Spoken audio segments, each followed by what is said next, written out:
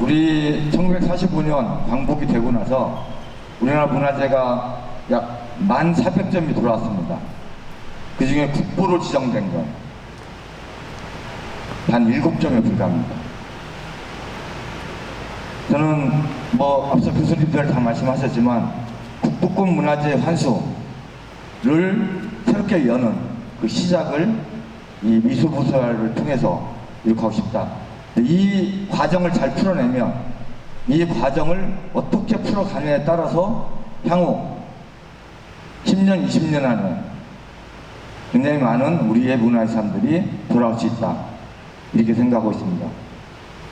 문화유산을 찾는 것은 한 점의 보물을 찾는 것이 아니고 사실은 그가 갖고 있는 가치, 이야기, 또 그거를 통해서 더 높은 단계로 발전해야 되는 과정들이 함께 이루어져야 된다. 그래서 저희 문화유산 회복재단은 문화유산의 회복과 문화자산의 가치 발굴 이 두 가지를 함께 추진하겠다 이렇게 생각하고 활동하고 있습니다.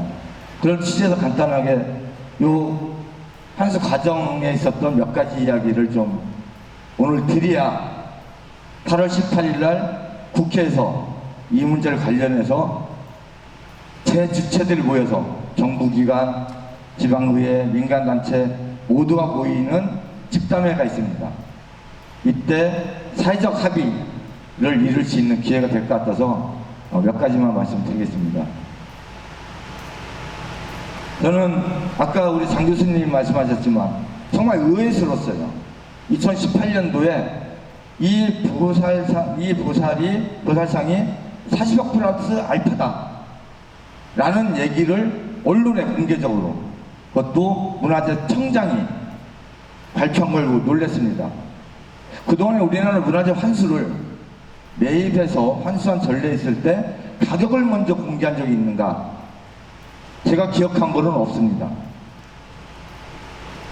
들려오는 얘기로 가끔 이거는 8억을 줬네, 이거는 7천만 원을 줬네, 이런 얘기를 사이드로 얘기한 거 들었지만 이렇게 공개적으로 한 게 없습니다. 그래서 저희가 물어봤습니다. 얼마 전에 그 문체위에 있는 전용기 의원한테 최근 10년간 국외문화재 매입 현황자를 요청했습니다. 그랬더니 그동안 22건 97점이 그런 리스트를 받았습니다. 거기에 어떤 단 한 점도 이걸 얼마 줬다라고 표시된 건 하나도 없습니다. 거기 이렇게 써 있습니다. 문화재 매입 가격 및 평가액은 비공개 자료이다. 공개될 경우 문화재 시장 가격에 영향을 미치거나 부정적 영향을 줄 수 있다. 이게 불과 한 10일 전에 제가 받은 리포트입니다. 우상호 의원실에 또 물었습니다. 저희가 자료 좀 공개해달라. 도대체 어떤 결과를 통해서 이 보살이 감정 결과가 이루어졌는지를 알려달라. 2018년 9월 7일 이렇게 모였답니다. 5명이. 매입이 필요하다. 가치는 제일 높다. 40억을 기준으로 하고 플러스 알파 언론에 보도돼. 이게 2억입니다. 저는 플러스 알파가 2억이라는 사실도 굉장히 놀랐습니다. 맞아요.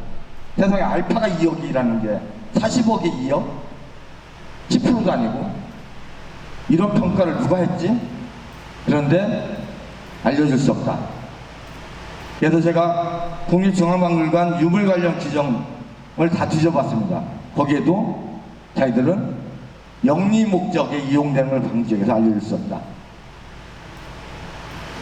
조배석 의원실에 또 요청했습니다. 그럼 우리나라 문화재청이 국외에 있는 문화재를 어떤 걸 구입하려고 하는지 리스트를 좀 알려달라. 비공개를 전제로 알려준 내용입니다. 2019년도. 여기 보면 6가지가 있는데 그 중에 고려불화, 일본에는 고려불화 100억으로 되어 있습니다. 이 미소보살 42억으로 되어 있습니다. 자기네들은 가격의 내고 기준을 이렇게 정해놓는데 이게 왜 이렇게 됐는지에 대한 어떠한 사실관계도 없습니다. 혹시 이런 생각을 해봤습니다. 이 우리 노영석 기자님 계시지만 이거를 정부가 중앙정부 국립박물관이 여기 국립박물관 분 계시는지 모르겠지만 우물짝주물짝 해서 여기껏 해왔듯이 국민 세금으로 그냥 환수해서 우리 기관이 이번에 뜻밖의 환수를 했다 자랑하고 싶었는데 우리 노영석 기자가 너무 일찍 언론에 보도해서 열받았나 이 사람들이? 왜 이렇게 이 일에 관련해서는 이런 식으로 나오지? 라는 의심을 할 수밖에 없는 여러 개의 정황들이 있습니다. 그래서 아까 말씀하신 대로 국회에 저희가 이원우 의원 보고 주재해서 원탁회를 하자. 그래서 국밥, 문화재청, 충남도의회, 부여군 저희 다 모여서 회의를 했습니다. 그때 나온 국박의 딱 두 마디를 보고 저희가 생각을 바꿔먹기로 했습니다. 어떤 얘기냐? 40억 이상 줄 수는 없다 절대. 둘째, 더 이상 주면 문화재 환수에 악영향을 끼친다. 그리고 우리는 여러 문화재 중에 이게 하나일 뿐이다. 이것 때문에 다른 거에 나쁜 영향을 끼칠 수 없으니 더 이상 이렇게 논의하는 건 의미가 없다. 라는 내용이었습니다. 그래서 충남도 도의회가 바로 성명서를 냈습니다. 최소한 이 문화재가 탄생한 그 지역의 사람들한테 가서 설명을 해라. 당신들은 국립중앙박물관에 약 38만 점의 문화재가 있습니다. 일제강점기 조선 통독부가 마음껏 증발해가 문화재를 적산처럼 물려받고 있어요. 지금도 본관품이라는 이름을 쓰고 있습니다. 조선 총독부 본관에 있었던 문화재라는 이름으로 자기네가 무엇을 얼마나 갖고 있는지 제가 정확하게 알지도 모르겠어요. 알고 있는지 어떤지. 지네들은 부자고 정작 부여군에 와보면 여기 지금 방과사장 하반신만 있는 거 하나 있지 않습니까? 아주 작은 3.4cm짜리인가? 온전한 거는 자기들이 다 갖고 아니면 해외에 있고 정작 이 유산의 주인들 한테는 어떠한 설명도 하지 않는 이러면서 뭐 지역균형, 뭐 지방분권, 문화주권, 문화유산의 향유시대 이런 말들을 그들 입으로 어떻게 할 수 있는지 정말 화가 났습니다. 정말. 그래서 충남도하고 우리끼리 하자. 죽어든 살든 우리 힘으로 해서 아까 우리 장 교수님은 국방이나 문화재청 수익금 문제 얘기한다고 하지만 저는 철저히 빼고 한다. 이게 본보기가 돼야 된다. 새로운 문화유산을 찾는 그 주인이 그 주인공이 누구인지 이거를 분명히 하지 않으면 여전히 찾아와도 2011년도에 일본 왕실도서관에서 조선 왕실록에 돌아왔습니다. 딱 한 번 공개하고 지금도 공개하고 있지 않아요.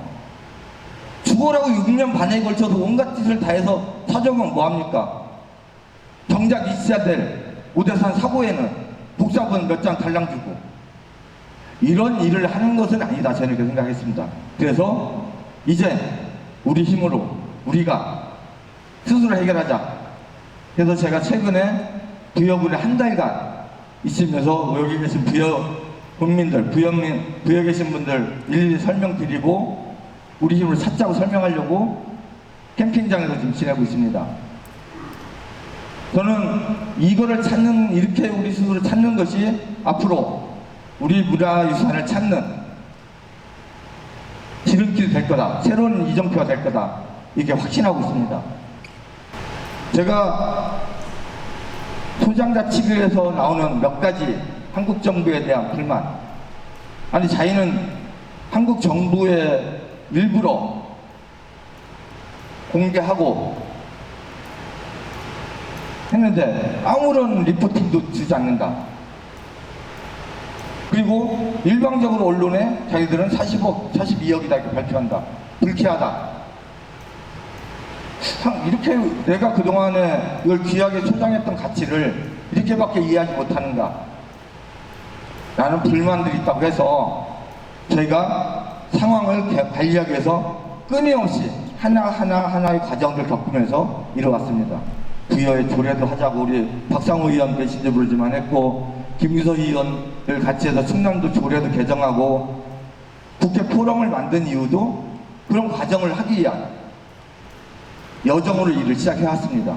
저희는 늦지 않게 결론이 있을 거다. 근데 이 중에 가장 중요한 건 정량이 아니라 정성이다.